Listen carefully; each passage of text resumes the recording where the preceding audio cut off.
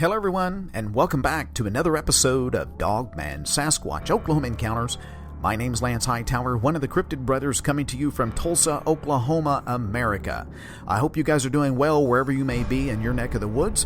Before we get going here with this unusual Dogman encounter out of Texas, I want to note a couple quick things for you guys. We have a new look to the YouTube channel. I think you're going to like it. In addition to that, because that new look, we're getting ready to launch our new website coming to you in about a week, and I'll let you know when, I promise. In that website, we're going to have a really cool cryptid store. We're going to start up some t-shirts. Then every week we're going to add to that more unique items. In addition to that, we're going to have a couple memberships. Now the memberships are not that much, but what a membership does is it helps a show grow. It helps us. We have some plans, a cryptid studio that you can be proud of. Also, it helps us grow with some equipment that we can shoot some very unique footage out in the field, since many of you have requested that you like that and have commented that you like the footage in the field. So we're going to do that. We're going to do a lot more of that, matter of fact. And our members are going to be the first to see that before we put it on any YouTube show. So you're definitely going to want to check out the membership. With that being said, we're also going to be on have our own podcast on iTunes, so that's an exciting feature. Many of you requested that. And lastly, don't forget the ongoing contest that we have. The more that you share our YouTube channel, then it puts you in the running for some very unique gifts that we're going to personalize, and we're going to send it to you no matter where you're at in the world. So thank you guys so much. We've hit the 9,000 subber mark. We don't take that lightly. We recognize that without you, we would not have a show. So we're very humbled. We sincerely appreciate it. And we're just moving forward, looking forward to the 10,000 mark. So thank you guys so very much. So let's get right to it. Let's get to the Dogman encounter a woman had in Texas. She called us. She was given our number by a friend of hers. She did not want to use her name, so we'll just call her Lori. And she called me and said, I just got to tell somebody. I want you to help explain what this is. And so she told the story, and it was literally as if this creature just fell right out of the sky. Well, I got your number, and then I actually went on, after I got your number, it took me some while digging. At first, I was listening to one channel, and I thought it was you guys, but I wasn't for sure. And then I found one of your YouTubes, and then when I went down, I saw the phone number on there, and it matched the phone number I was given by my friend. I went, okay, this is the channel I'm supposed to be listening to. So I've had your number for quite a few weeks, but I've been trying to pray about. Just my husband and I have had conversations. I've been praying about the whole thing, about whether or not to even talk about it even anymore, or bring it up again, kind of thing, because we're struggling, because we are devout, spirit-filled Christians. Yes. And we don't have our blinders on. You know, we are becoming in the last couple of years very aware that there's a world outside of ours. Oh, absolutely. You know, and absolutely. We're really into. We've been listening a lot, or like L.A. Marzulli and Steve Quayle and them talking about some of the things, because we've had some, just little experiences. Our friends had experiences, and my husband and I understand from our upbringing that there's a spiritual aspect or a world very different than our own little, Southern Christian community. But I'd never seen anything physical until it was the week of December 5th, because that was our birthday-versary week. And I had been, I live in the Weatherford. I don't know if you know where Weatherford is. 15 minutes west of Fort Worth. Yeah, I actually do. Weatherford, Texas. I lived in Weatherford, Oklahoma for a while, and so people mistakenly they thought it was Weatherford, Texas, so I found out where it was at. I do know where it's at. Okay, so my husband is we are partners, and I work a corporate job during the day, which now that we bought this farm a year ago, I now work from home because my corporate job is like 70 miles from here, so that commute was killing me. So I work from home, and there's a local family. And we just acquired some more land. And so we own a large strip of land. And when we moved to this community about a year ago, we actually, even though we're in Weatherford, we're closest to this town called Sasquatch, which is 2,600 people.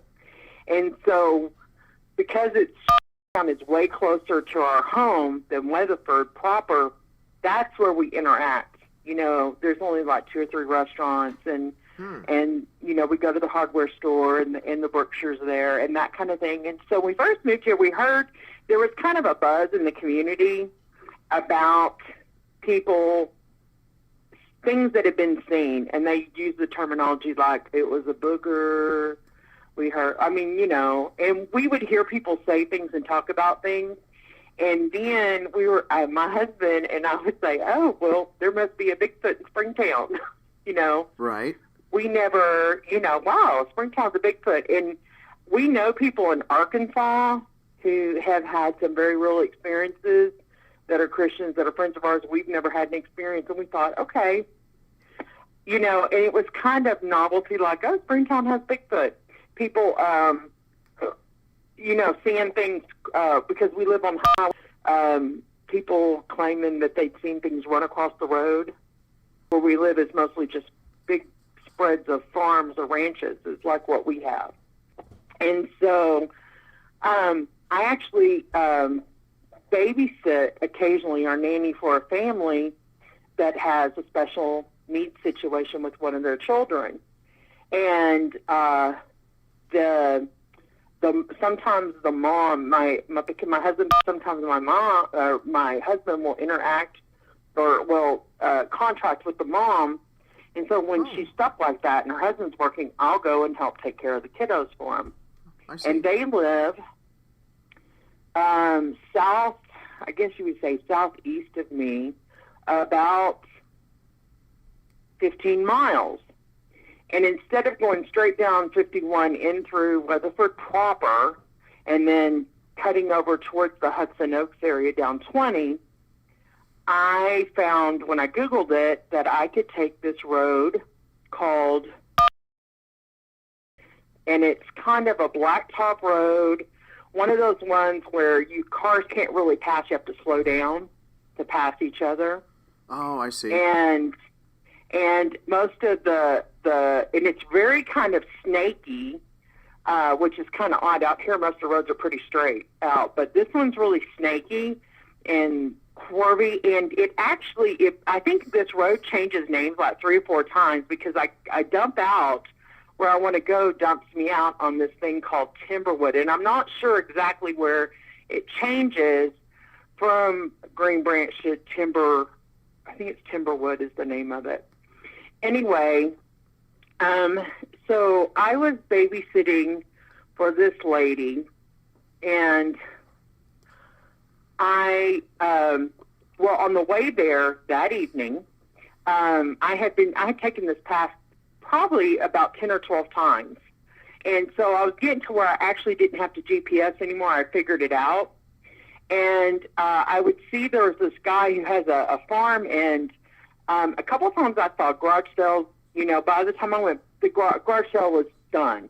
But this one evening, I was on my way. It was about 5 o'clock, and I saw this man out there, and he was putting some plastic crates out, and I stopped, and I said, I was asking him if they were selling them. He says, no, honey, I'm giving these things away, and they're like big plastic bread trays. And I said, those would be perfect. My husband and I, those are perfect for offered to buy them from me. He said, I tell you what, I'm cleaning out my garage. I got some more.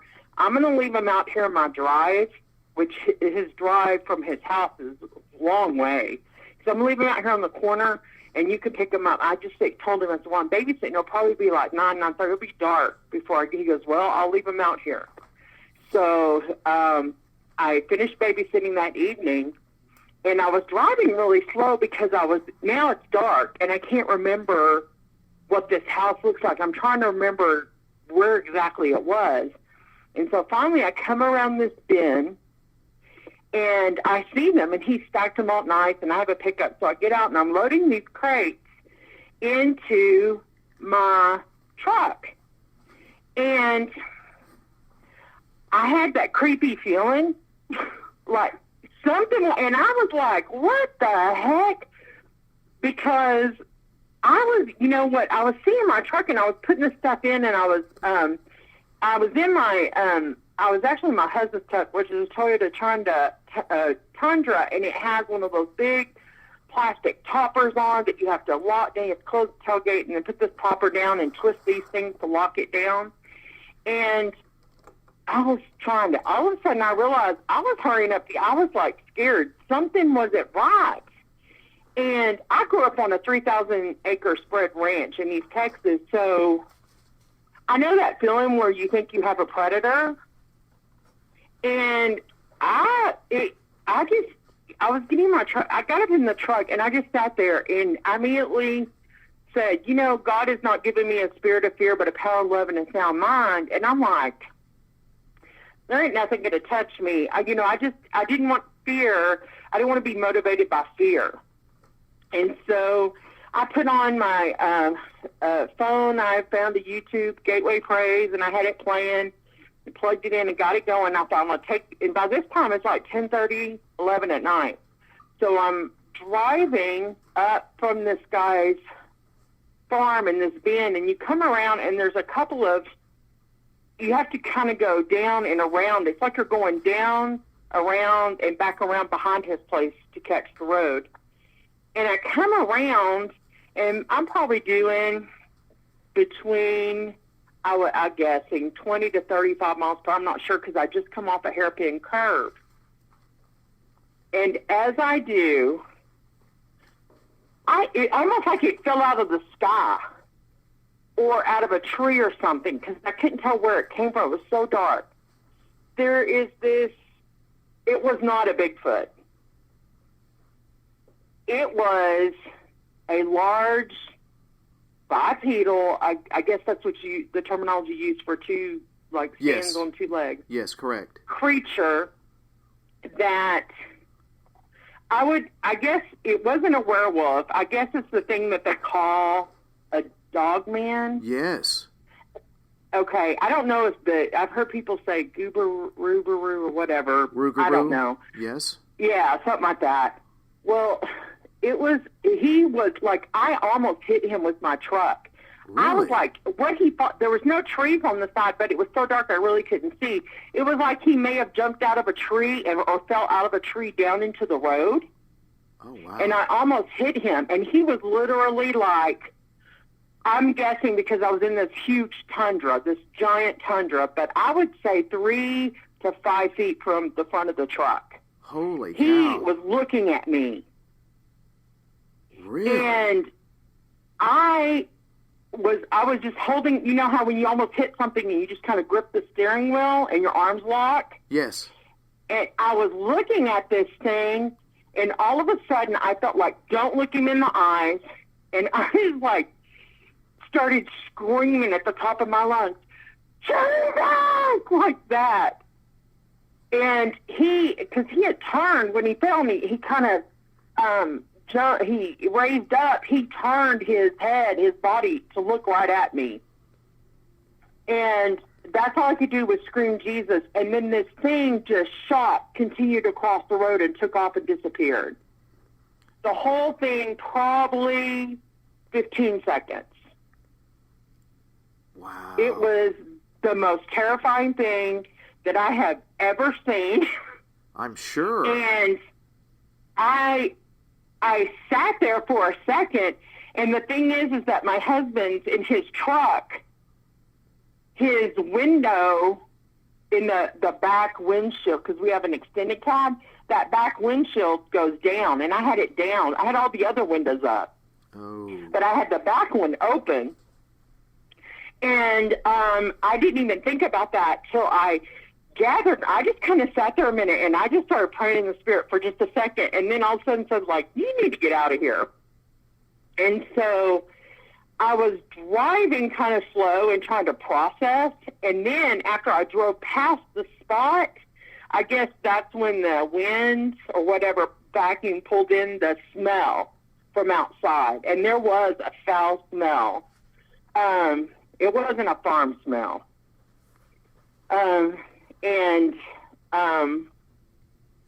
That's when I kind of sped up and rolled up the window.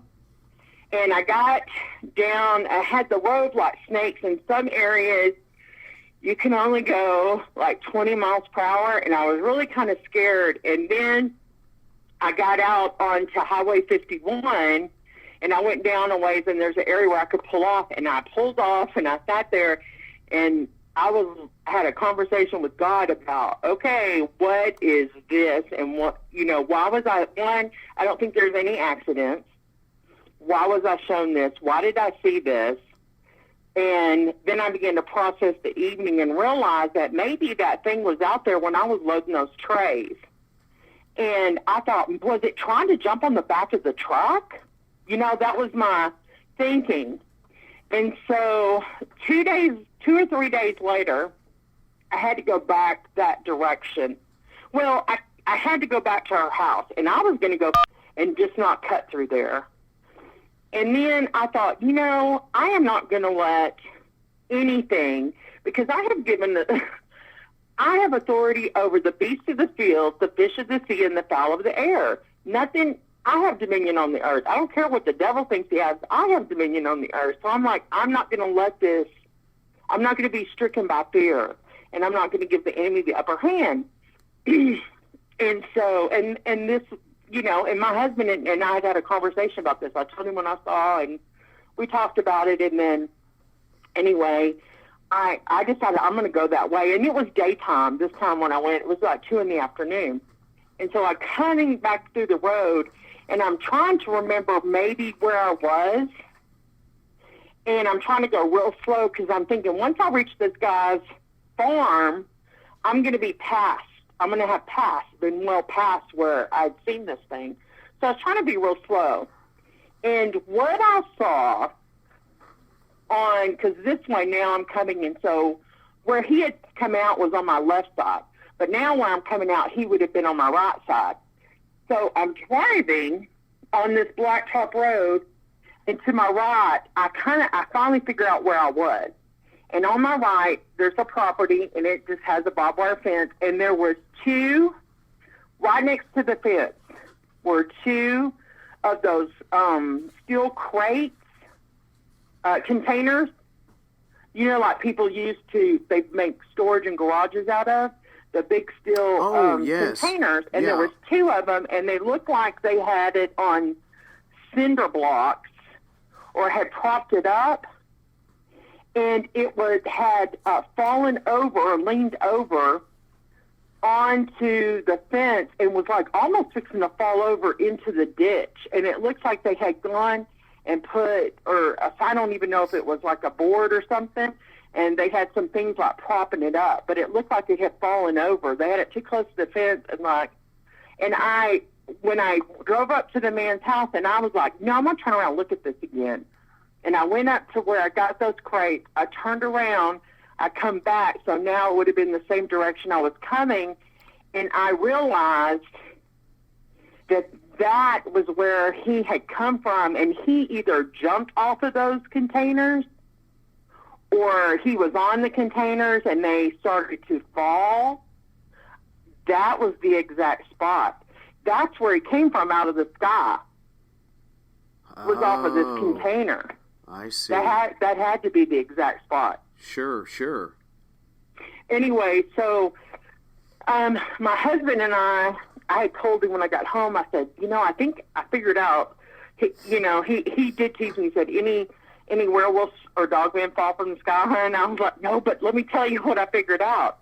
And I told my husband, and I said, he must have been, that's why he landed out down in the middle of the road. And so my husband and I were talking about it, and he said, well, maybe you ought to call this friend of ours who is, he's a federal marshal for the wildlife and game I asked if I could meet with him and talk to him. And I first started asking him questions about, things like, I kind of, like, do you hear of things? Or what's the strangest thing you've ever seen? And I was asking him about things like the David Pilates, the missing 411 thing, and, Bigfoot, and do we have people missing out here? Just those kind of things. And it took me a while. He finally said, Angela, what have you seen? And so I shared with him what happened and what I saw. And then a few days ago, we had fires out here in Weatherford. And they were actually pretty close to our land. They were threatening this area. They were actually letting us know that there's a possibility they could be vacating some people. Well, they got them all out, and then not before last, so my friend came by, and he brought with him a guy who works for the fire department, a couple of guys who work for the deputy sheriff's department, and another guy, I think he's a police officer, but I'm not sure, but they're all off duty. And they have, it's an official group, but basically they shared with me that there have been things that have been reported through the sheriff's department and police department out here. People have seen some things, and they've filed official report, and they've got together and talking, and they're starting like their own unofficial investigation group. They themselves are so curious they want to look into it, and they knew that part of this, wildlife, and that's how they connected with this friend of ours. So they were asking me a bunch of questions, and that's when they gave me the number. I don't know if any of them know you, or if you've talked to them, or if they've reported things to you. I don't know. I just know that they had given me your number, and I said, well, yeah, I had mentioned it, and that I should, listen to your channel. Maybe I'll hear something like what I've seen, or to talk to you guys and at least report it and then make a decision. I know that they're kind of doing their own. Well, here's the thing. I don't know. Yeah, they probably, they may have not contacted me, or I know them directly, but they may have, one of them or more than one has probably subscribed to our YouTube channel. And I always, I leave the number every time we do a show, the toll-free number that they can call to report, or we also provide assistance. We actually go out and try to call these creatures in. There's a way that you have to do it. They're extremely smart. They're a lot smarter than any coyote, any dog, and any North American game creature that's out there that we're aware of. Collectively, we call these things dogman creatures because of the sheer size, because of the behavior. They walk on two legs versus they can go quadruped on all fours, but they can stand up and run away just as easy on two legs. They typically have a canine feature in the face, and their head, their size, they have a dog muzzle, with usually that resembles a canine, a dog, or a wolf-like creature. Some people describe them as a werewolf, like on Van Helsing, the movie. And so they come, unfortunately, when you see one, there may be others in the area as well. They are primarily, that we're aware of because of the structure and how they're built, they are a carnivore. They're a meat eater. I've not heard, out of all of the encounters that we've had with people describing this creature, I've not had an episode or an encounter that someone, or a guest rather, that has explained these things as ever being nice. They can be aggressive. We know so very little about them, but because they're a canine and a wolf-like type of creature, we go out and we try to call this thing in so we can not only capture footage of it, which has been extremely difficult to attain, but they are real. They do exist. A member of our team, his name is Wiley Dave.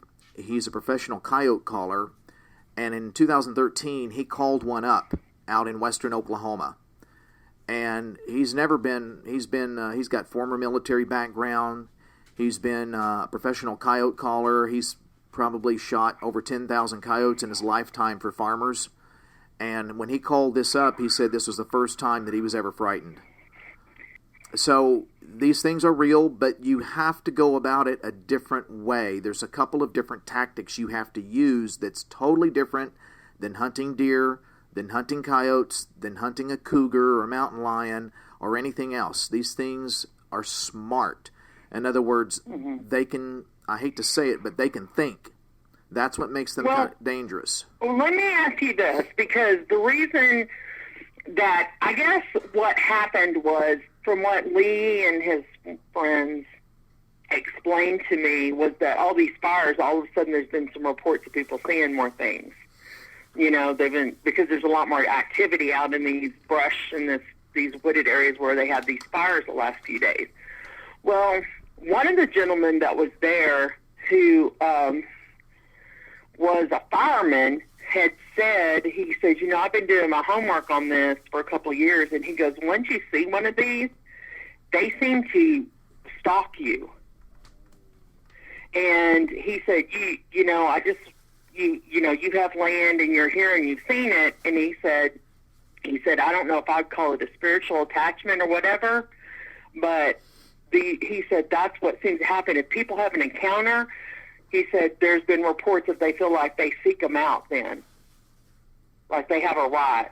You've seen it, now it has a right to torture you or stalk you or whatever. I can give you my 2 cents on that if you'd like. Mm-hmm. I'm a Christian. We all are professed Christians that are with our team of brothers. And I will say this. When you listen to these channels, you're going to hear a lot of different theories on how these things came to be. You're going to hear that they came through portals, that there are genetic mistakes in some scientific lab. I'm going to say that I don't know. But I will say this. It is very clear in Scripture that there were beasts that roamed the earth.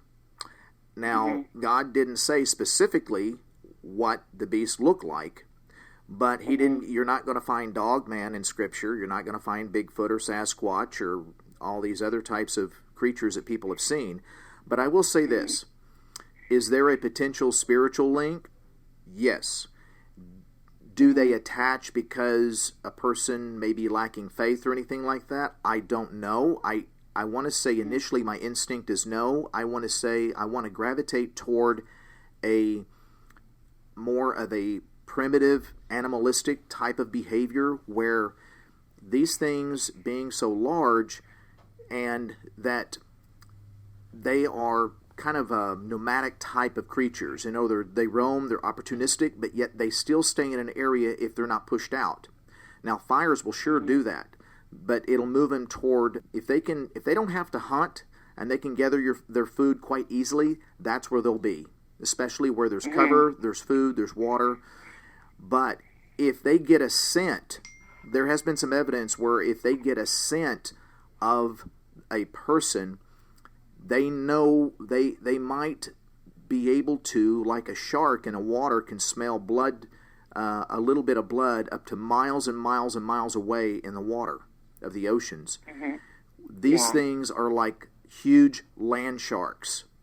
That's what we call coyotes, as land sharks. But this one is like a super shark, so to speak. So I would say that there has been some episodes where people have been followed because of their scent. And I will say this, I wouldn't be necessarily paranoid that something's always following you, but I would be aware of your surroundings, number one. Listen to that, and people call it a gut instinct. I personally believe it's a spiritual instinct. God gave us abilities to sense danger, to stay out of danger, and so I would listen to that. You don't have to understand it, you just have to listen to that. And so that's what I would do. And so if something's telling you to get out, then get out. The other aspect too, and this is just my personal belief, we always recommend people have a firearm on them.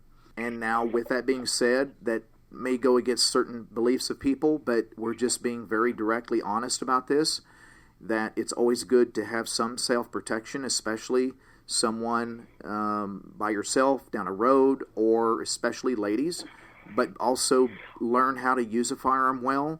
And I've been licensed to I'm from Texas. I've been licensed to conceal and carry since I was 18 years old. Oh, good. So I always carry a 9mm, and we keep 22s around the house. Okay. Like hunting weapons. And he's like, yeah, you're probably going to need to get something a little bigger than that. I was like, I don't plan on having any more confrontation with this thing. Yeah. So what, I don't ever want to come in contact with this again. So tell me a little bit about how it looked, if you don't mind. When it looked at you, do you remember the color of eyes, or what size are we talking about? I would say, I'm trying to, and I keep playing it over my head and trying to estimate what... Compare it to something you know. When it come down from wherever, it's like it fell out of the sky, but it landed like right in, almost like lined up with the driver's side of the truck is where it landed. I would say, guessing 7 to 9 feet. Probably a little more than 7. My father is 6'7", and my brother is 6'10", so I know big men. And it was like zero body fat. I mean, it was muscular, and it had hair, but I could see the skin through the hair, even though it was covered in hair and it was long hair. I could see the skin through the long hair. And it had like a dog's face, like a dog's muzzle. It had like a dog's nose, and it had a lot of teeth. And it had, but the thing about the ears, it kind of put back like a cat.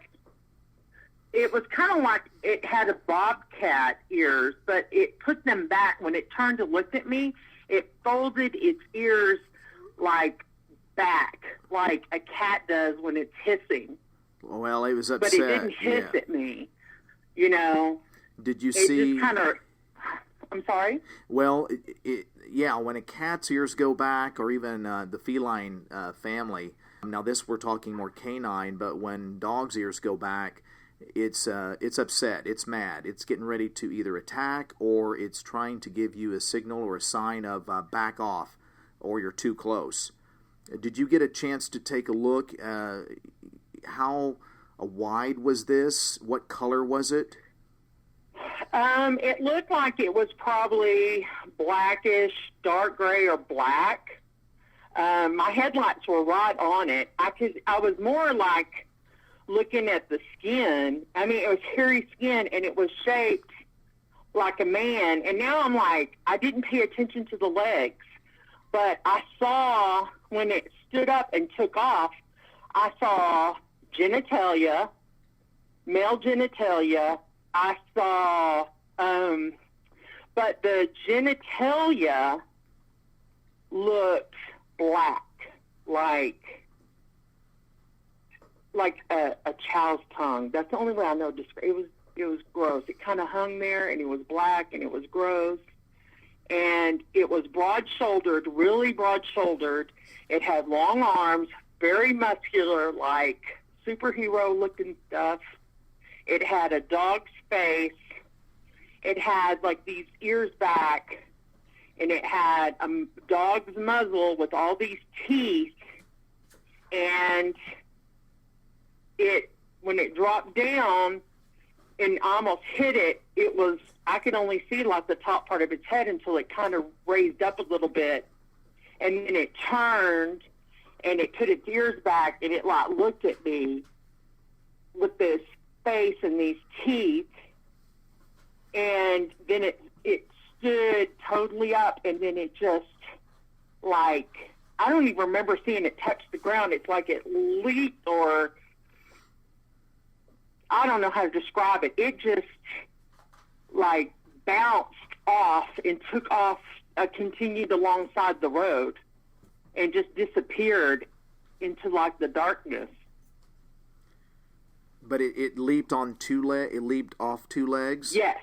It was like a man. It had like buttocks, and I could see buttocks, and I could see like the upper part of the calf. I saw the genitalia. I saw the long arms. The arms were down past like the genitalia, and it just dropped down in front of me. And then I almost hit it, and it kind of raised up. And then as it raised up, it turned and looked at me. It put its ears back, and it's like shown its teeth. And then I was screaming like Jesus at the top of my lungs, and then it just bounced and shot off. Wow. It was like it leaped up, or I don't remember if it ran. It was just gone. It was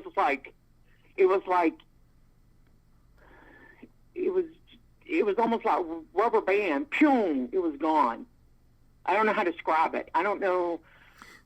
I don't know. Well, it was not like a man would, use his arms and his legs and like take off running. This thing just kind of pounced. I don't know how to describe it, but it did it from 2 feet. It just took off. So when it landed in front of you, it landed broadside, and then it turned, correct? Correct. When, how much, and I know based on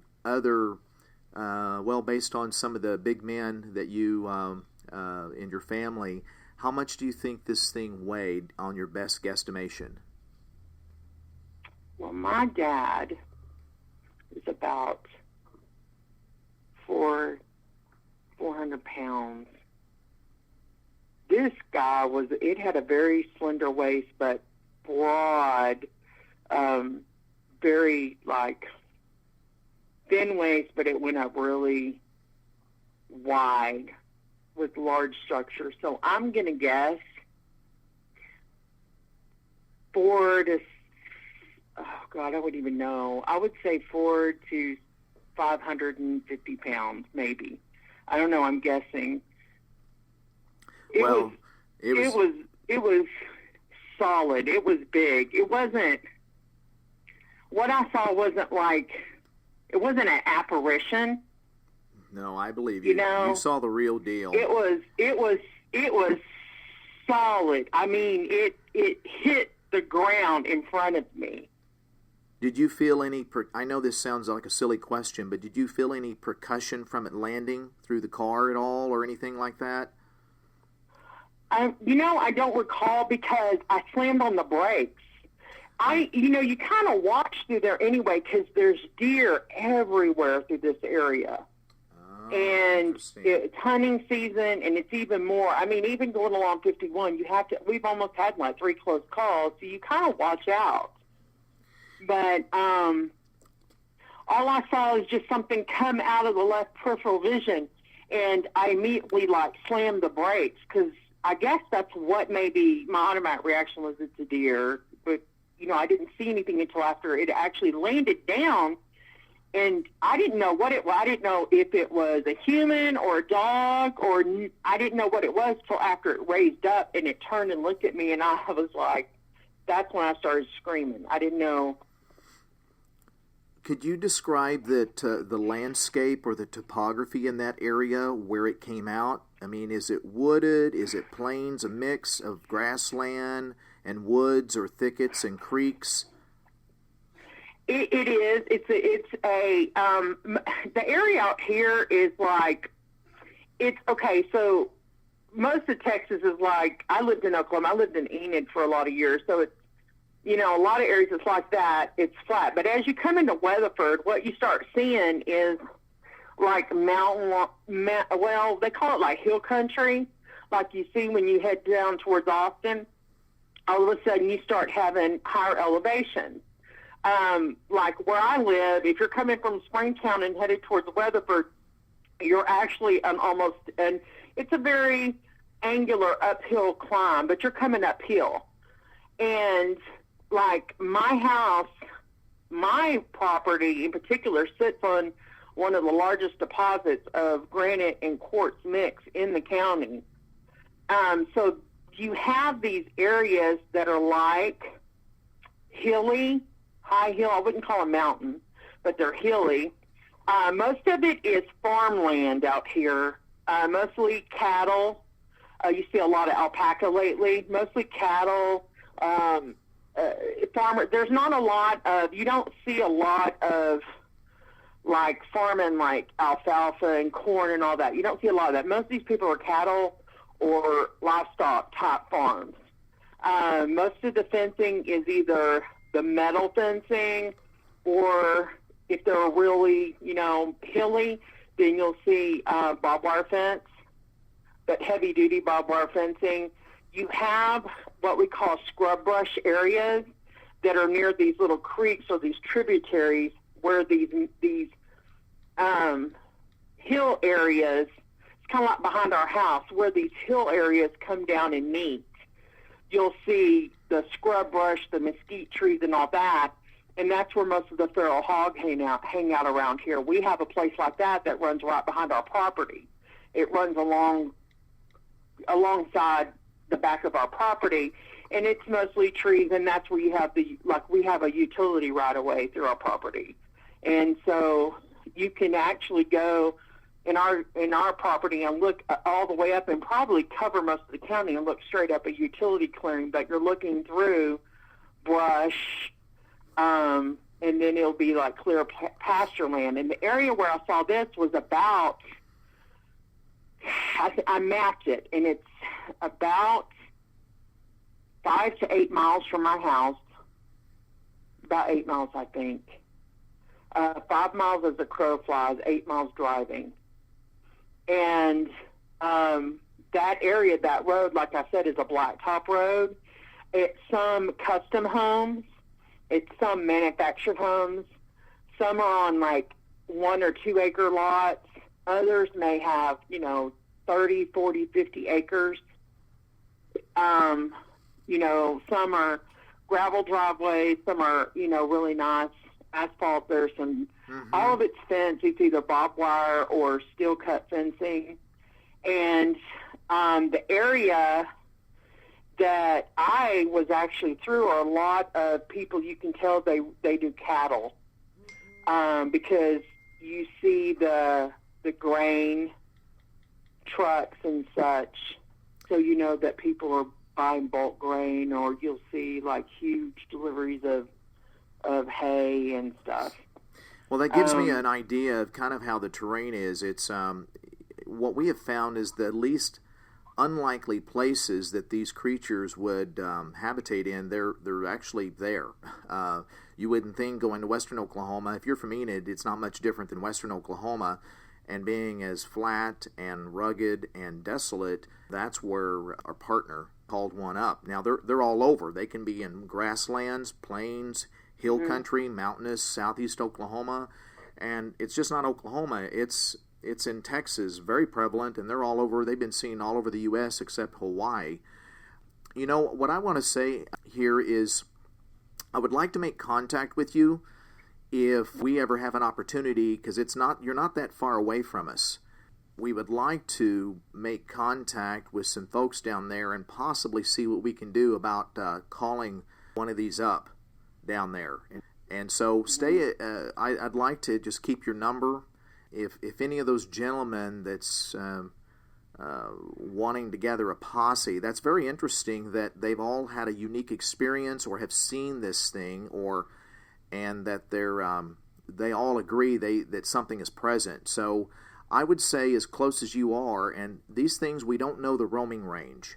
We don't know how far they roam, but I'm going to say, being as an acute, if coyotes and wolves have a sense of smell, kind of like the analogy of a shark has in water to blood, I would say that the roaming range could be as far as 50 miles, even more. That's not out of the question. So I would say just be aware of your surroundings. Use that spiritual gut instinct. If something's not right, it probably isn't right. Keep your firearm handy. If you do encounter this, try not to keep a lot of food out around the perimeter of the house. if you have an animal that passed away or something, don't, remove it away from the house, away from the farm. Just keep food and rotten things away from the house itself. Try to transport it somewhere else, not near anyone's home.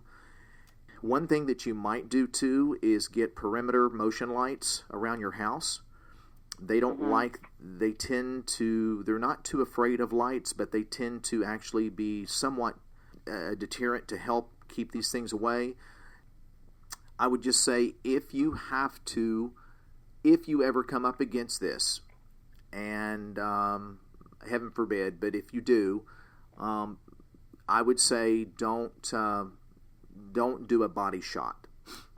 You need to aim for the head. That's kind of a key thing. So if those gentlemen ever want to contact me, you can give them the toll-free number, and I can kind of help them out a little bit. Not that we're total experts, but we're pretty good at a lot of hunting canine, coyotes, and they have the same tendencies as far as how to attract coyotes, and they follow sometimes in packs with coyotes. We don't understand the relationship, but there has been that relationship seen many times with numerous people that have encountered these things. We don't understand it, but they tend to run. We don't know if the coyotes are running with them or they're running with the coyotes. We don't know, but typically where there's one, there might be more of these.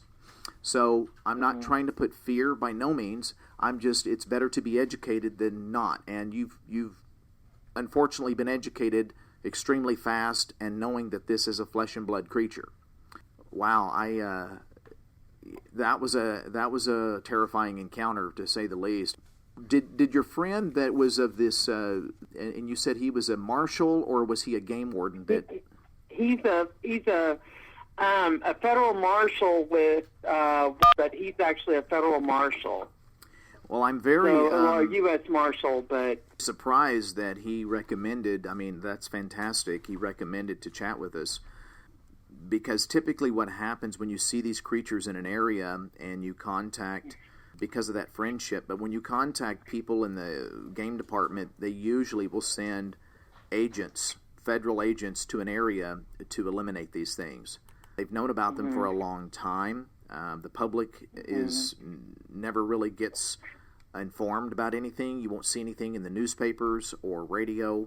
They're just kind of like the Men in Black, is what we sometimes jokingly say, but we don't know which agencies they represent, so we just say collectively the Men in Black. Although there's women with them as well. It's just not men, but it is collectively the people in black with black government cars show up, and they try to hunt these things down and eliminate them, and so not to create panic among the public. But they usually go in there and will harass people to a certain degree, the government that is, and they tell you to keep your trap shut. And they will come on your land. They don't ask permission. They just come on, and sometimes they'll bring military in. So that's not my opinion. That's just what happens time and time again. So I'm impressed with your faith, and that to me was amazing. That I think that is a very important aspect of, you have to, in my opinion and in our opinion, you really have to be believers. This thing we believe deep down is evil. But being said that, it is also flesh and blood, but you've got to use your smarts and your wits. And I wouldn't worry about anything necessarily just following you home, but in the same aspect, that's not too far away. As a crow flies, 5 to 8 miles, I would say keep your head on a swivel, motion lights. I would stay in contact with your friend that's that marshal, and if they want to contact us, we can work in concert with them. We don't mind to travel. We've done that numerous times already. So I want to thank you for calling in, and you're not crazy. You saw what you saw. My buddy Dave Fritz saw it as well, and we go out, and that's what we do. We try to hunt this thing down. You're welcome to call me anytime for any follow-ups. This is my personal number. If you ever want us to go out and investigate a little bit in that area, not to alarm anybody, or we just kind of come out in plain clothes, we would love to do that at any time if you agree to that. We're not vigilantes against these things. We go out, we have day jobs, but this is what we do on weekends. again, we can work in concert with these gentlemen or kind of tell them what we know and how to best eliminate this thing out there, because you really don't want it out there at all. You don't want it out there. Yeah, and I would use at least Parker County or the Weatherford Springtown area, because this was one of the things that I discussed with my friend and his I like the word posse, his whole posse, because their thing is, I think the main thing they wanted to contact is I guess they're kind of trying to figure out, get people to report it. Because right now, people kind of talk about it in town. Like we had heard when we first moved here, people talking about something, and we just kind of did tongue-in-cheek, it's a Bigfoot. Oh, Parker County's got a Bigfoot. But now I'm like, maybe they weren't seeing a Bigfoot, and maybe people are seeing what I saw. That's very likely. Because it's all within a 20-mile radius of where I had my experience. So if this thing is out here, well, let's get it out of Parker County. Let's get it out of here, and now some of the conversations we've had with some of the people that have said, oh, yeah, these coyotes came in and wiped out my whole herd of hogs in one night, or, things that we've heard. Like my husband said, maybe it's this thing. Maybe it ain't the coyotes, Well, that's just it. Coyotes can be dangerous in a pack, but when it's very difficult for a 35-pound coyote to take down a 300-pound, 200-pound hog. I'm not saying they can't do it. They can be really vicious little land sharks, but these where there's hogs, deer, turkey, water sources, and cover, these things can exist, and they're the apex predator, if you will. They are the top of the predator food chain. And again, like I said, coyotes tend to have some type of a symbiotic relationship with these we don't understand yet. I'm not saying they run all the time with them. I'm saying that in more than one instance, we have heard and we have interviewed people that have seen these things run together. Especially if there's a lot of coyotes, they may have some type of relationship out there. So do these things live individually, or do they live like in packs, or? Well, that's what we are trying to understand more. They do go out individually and hunt, especially the alpha males that we are aware of. Like coyotes, they can be on their own, kind of out and about on the prairie, but they tend to have family units where they take food back, or they inform where food is located, either with sounds. They do make howling sounds, and so we don't understand a lot of their language. Every animal has a language. Coyotes have a language through their barking and howling. It's very reasonable to assume that these also have a language through a howling or barking type behavior or postural behavior. So where there's one, there may be more. Now, could they hunt in packs? Absolutely. There's been evidence and people seeing these things in more than 2, 3, 4, up to 6 of these at once. As well as I had some friends see 2 of them outside of Cleveland, Oklahoma. So you never know what you're going to get. It depends on the time of year. It depends on if it's, are they mating? Where do they burrow? We believe that they burrow in the ground as well as sometimes in caves. They're opportunistic on structures, shelving, land structures where there's like cave structures or a shelf. They could burrow in the ground. They could also be on top of the soil with structures and build like these some type of a hut structure, very crude structure, kind of like a beaver dam, but above ground. Mm-hmm. So it's kind of like half in ground, half not in ground. So this is where we're all learning. And I don't want to say we're the expert in this because we've not gone out to observe every time we go out and see these things. But if you compare it to a wolf or a canine or a coyote, that's what they do. So we're only kind of just extrapolating from what we do know from known predators. I know that one of the things that guys had said to me, they used the terminology, says, now that you've seen it, you've been touched. And, you know, at first I was kind of like, well, one thing, I just looked at it and said, well, I'm not going to be motivated by fear in anything.